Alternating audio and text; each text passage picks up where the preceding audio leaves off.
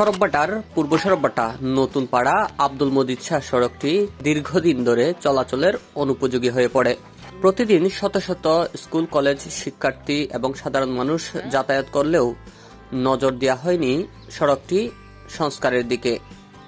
এলাকাবাসীরা বলছেন, স্থানীয় প্রতিনিধি ও প্রশাসনের কাছে বারবার এ বিষয়ে আকুতি জানালেও কেউ এটি সংস্কারে এগিয়ে আসেনি। শেষ পর্যন্ত বাধ্য হয়েই প্রবাসী ও এলাকাবাসীর সহযোগিতায় স্থানীয়রাই নেমে পড়েছেন এই রাস্তা সংস্কারে।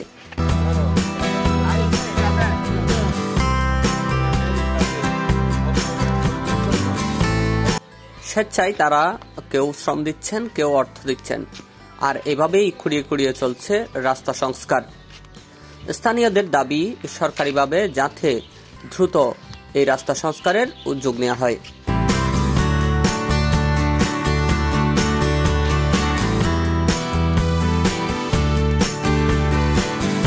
আরিফুল হাসনাত, রাঙ্গুনিয়া 24।